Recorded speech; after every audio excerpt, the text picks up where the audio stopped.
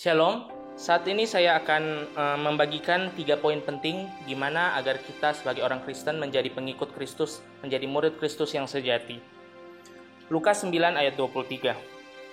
Katanya kepada mereka semua, setiap orang yang mau mengikut aku, ia harus menyangkal dirinya, memikul salibnya setiap hari, dan mengikut aku. Nah, dalam Lukas 9 ayat 23 ini, saya baca sekali lagi.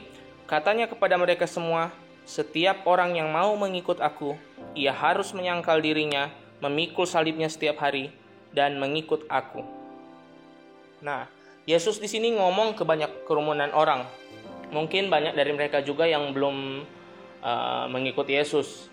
Jadi dia memberikan suatu standar gimana sih supaya orang-orang bisa mengikut Yesus. Gimana sih standar patokan supaya orang-orang bisa mengikut Yesus dengan benar menjadi murid Kristus.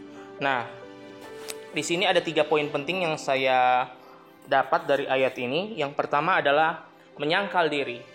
Menyangkal diri artinya kita menyangkal keinginan diri sendiri atau self-sacrifice. Artinya kita menyangkal keinginan daging dan hal-hal yang berbau dosa.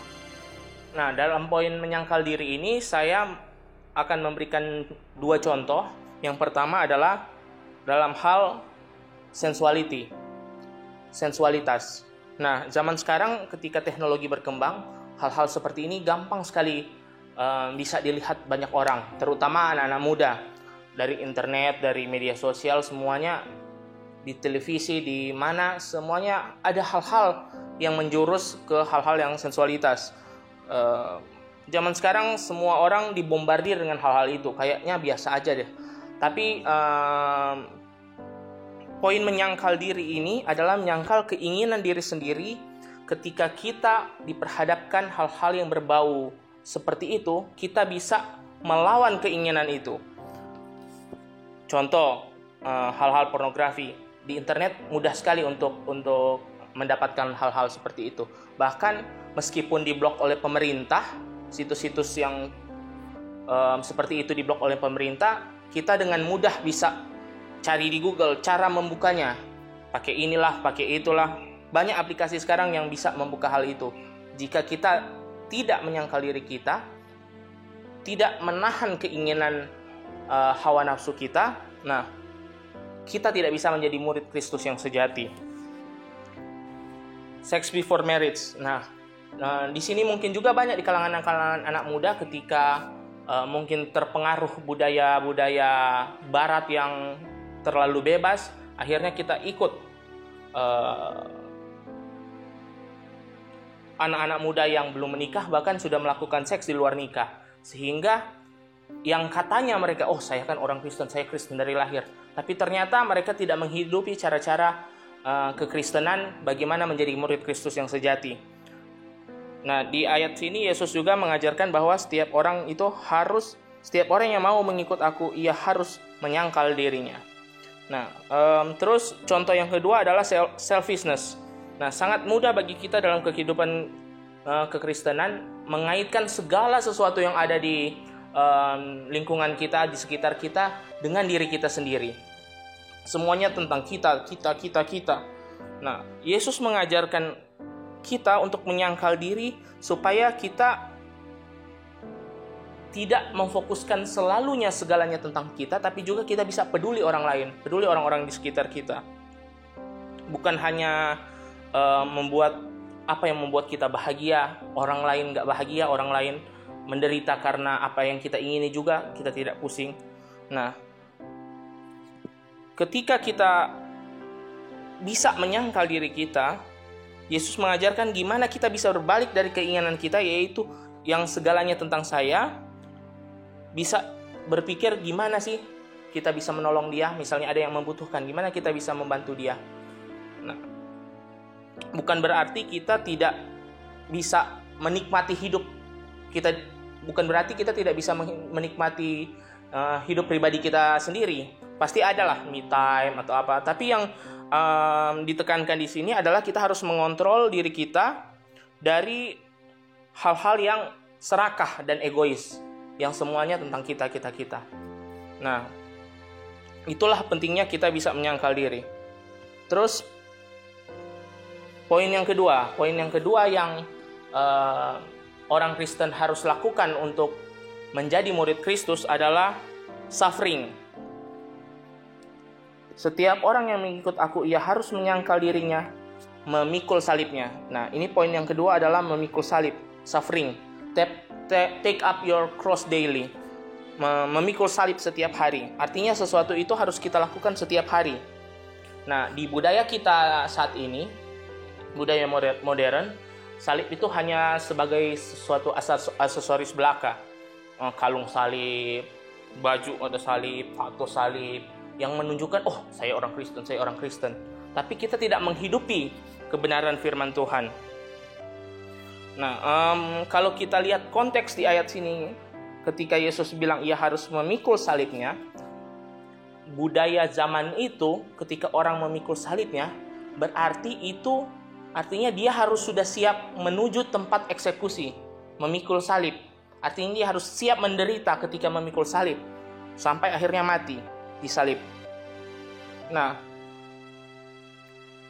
Yesus mengajarkan kita di hidup ini bukan hanya tentang kebahagiaan, makmur, hidup tidak pernah sakit, kaya raya, tapi kita juga harus merasakan suatu hidup yang menderita di dalam Kristus.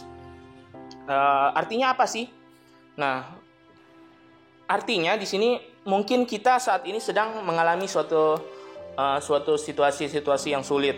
Nah, di sini saya akan coba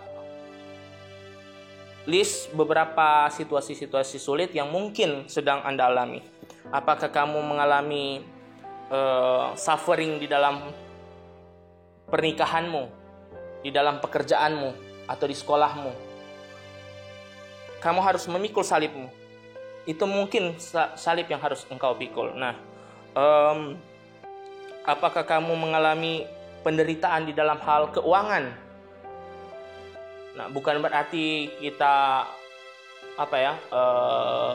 mata duitan atau apa, tapi ada hal-hal yang kita kayak keuangan lagi payah, lagi drop. Nah, mungkin itu juga salibmu. Apakah kamu mengalami penderitaan suffering di dalam hal kehilangan orang yang berharga untukmu?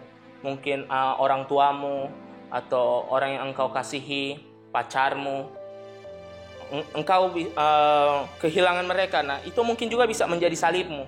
Ketika engkau bisa melewati hal itu, engkau harus melihat dari sudut pandang Kristus. Gimana kita bisa melewati hal itu bersama Kristus? Ketika kita cuma menggunakan kemampuan diri sendiri, mungkin kita bisa stres, depresi. Tapi ketika kita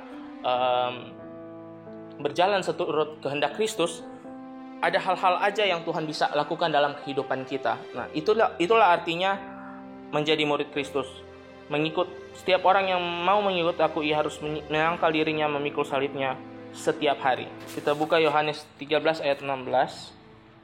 Aku berkata kepadamu, sesungguhnya seorang hamba tidaklah lebih tinggi daripada tuannya, ataupun seorang utusan daripada dia yang mengutusnya. Nah, artinya apa?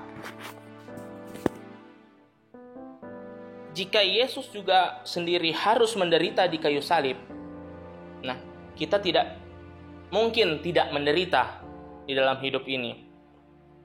Kita pasti juga akan mengalami yang namanya penderitaan. Nah, disitulah Yesus mengajar kita untuk memikul salib. Poin yang ketiga adalah surrender. Ini artinya kita berserah kepada Tuhan. Berserah bukan berarti pasrah ya.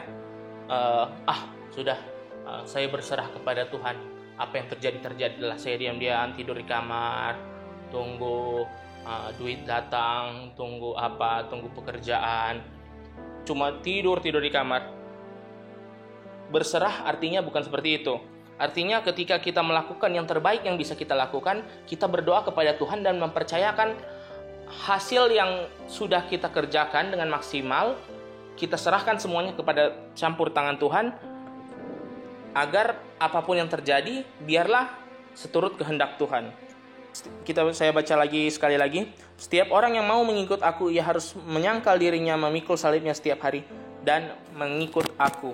Nah, mengikut aku artinya berserah, mengikut Yesus. Kita menyerahkan segala sesuatu yang kita khawatirkan, segala sesuatu yang sudah kita kerjakan, segala sesuatu yang sudah kita doakan, kita serahkan kepada kedaulatan Tuhan. Artinya kita berserah kepada Tuhan. Tidak ada lagi yang lebih penting dalam hidup kita selain Tuhan. Entah itu karir, entah itu keluarga, entah itu hal keuangan, apapun itu pelayananmu. Tidak ada yang lebih penting semuanya ketimbang Tuhan. Itulah artinya kita bisa berserah penuh kepada Tuhan. Nah, ketika kita menjadi pengikut Kristus, tidak ada lagi waktu untuk kita untuk menoleh lagi ke belakang. Tidak ada waktu lagi untuk kita untuk bilang, Tuhan tidak jawab doa saya, mungkin Tuhan tidak ada atau apa. Kita tidak lagi memikirkan hal-hal seperti itu, tapi kita menyerahkan segala apa yang kita punya, segala kekhawatiran kita kepada Tuhan. Berserah penuh, full surrender. Nah, saya akan memberi beberapa area supaya kita bisa melihat seberapa berserahkah kita ketika kita mengikut Yesus. Nah, area yang pertama ini adalah how is your quiet time with God? Kapan terakhir kali kamu punya waktu pribadi dengan Tuhan? Kapan terakhir kali kamu baca Alkitab? Kapan terakhir kali kamu merasakan hadirat Tuhan ketika kamu menyembah Tuhan? Zaman sekarang karena mungkin teknologi sudah maju, Alkitab sudah dalam bentuk digital. Nah, apakah kita juga baca? Atau kita ketika bangun tidur buka WA? Atau kita saat teduh dulu, kita mempersiapkan waktu untuk Tuhan, kita berdoa, kita menyembah Dia, mengagungkan Dia. Nah, Yesus bilang, jika kita mau menjadi murid, kita harus juga membangun hubungan, bukan sekedar ritual keagamaan. Tetapi kita mau mengikut Yesus, kita harus menjalin suatu hubungan. Nah, kita harus memiliki waktu saat teduh dengan Tuhan. Apalagi zaman pandemik begini. Apakah kita ikut komsel, apakah kita ikut ibadah pas minggu, atau kita cuma setel aja YouTube, nonton, sudah. Sambil tidur-tiduran, makan snack, lihat ibadah. Jadi malah bukan jadi ibadah, tapi jadi nonton ibadah. Nah, di situ kita bisa melihat seberapa kita full surrender-kah kepada Tuhan, seberapa kita berserahkah kepada Tuhan. Nah, yang area yang kedua di sini adalah how is your prayer time with God. Nah, jadi bukan hanya saat teduh doang, tapi ada waktu khusus yang memang berdoa kepada Tuhan, ngobrol dengan Tuhan. Kapan terakhir kamu berdoa yang bukan cuma sekedar 5 menit doang atau doa makan? Kapan terakhir kamu berdoa memang ngobrol dengan Tuhan? Bukan sekedar kalimat hafalan yang diulang-ulang. Tuhan berkati makanan ini, amin. Tuhan, saya mau tidur, amin. Nah, tapi memang kita kaitannya dengan poin 1 juga, kita menyediakan waktu quiet time dengan Tuhan dan doa. Doa itu sangat penting. Karena ketika kita mau menjadi murid Yesus, kita harus mengikuti Dia, harus ada penyerahan diri, harus ada relationship. Area ketiga adalah how is your service to God? Apakah kamu menggunakan karunia yang Tuhan beri, talenta yang Tuhan beri, bakat, hobi apapun itu yang Tuhan beri, yang ada padamu, yang ada pada saya, ada pada Anda, untuk Tuhan, untuk melayani Tuhan. Apakah kita menggunakan misalnya skill saya, komputer, untuk melayani Tuhan? Bagaimana kita bisa membantu pelayanan, entah di gereja, entah di rumah, entah di mana. Apakah kita sudah menggunakannya itu juga untuk menyebar, memperluaskan kerajaannya? Atau kita cuma sekedar hobi, cuma untuk kepuasan pribadi saja? Oh, cuma untuk bersenang-senang. Oh, saya hobi main game terus. Jago komputer. Oh, cuma otak-otak atik komputer, tapi tidak menggunakan skill dan talenta yang Tuhan beri untuk memperlebar kerajaannya, untuk melayani Tuhan, entah di gereja, entah di kantor. Layanilah Tuhan dalam segala sesuatu yang engkau lakukan. Nah, semua hal ini sangat penting untuk kita sebagai murid Kristus. Jadi, 3 hal penting yang Yesus katakan untuk semua orang yang berkata, saya orang Kristen, saya murid Yesus. Tadi, apakah kamu melakukan menyangkal diri? Apakah kamu memikul salib? Apakah kamu berserah penuh kepada Tuhan, mengikut Yesus? Kita hidup di generasi di mana kita tidak butuh lagi orang Kristen yang suam-suam kuku. Kita hidup di mana orang Kristen benar-benar hidup tidak malu mengakui Kristus dan menyala-nyala dalam Tuhan, yang bersedia meninggalkan hal-hal dosa duniawi dan berserah total kepada Tuhan dan Juru Selamat kita, Tuhan Yesus Kristus. Dia yang sudah lebih dulu menderita, menjadi sama dengan manusia, menderita sengsara, disalibkan untuk menebus dosa-dosa kita. Ketika kita menyadari bahwa kita adalah orang berdosa, ya Tuhan, saya berdosa, kita juga harus menyadari anugerah yang Tuhan berikan kepada kita dengan cuma-cuma. Dia menderita, sengsara, dan mati di kayu salib. Hukuman yang harusnya kita tanggung akibat dosa yang kita lakukan dilimpahkan kepadanya. Jadi, gimana sih supaya kita bisa percaya benar-benar kepada Tuhan? Yaitu yang pertama, kita harus bertobat dari segala dosa kita dan menyerahkan seluruh kehidupan kita kepada Yesus Kristus saja. Dan setelah itu kita mengikuti step bagaimana kita menjadi murid Kristus yang sejati yang sudah saya beritakan tadi. Amin.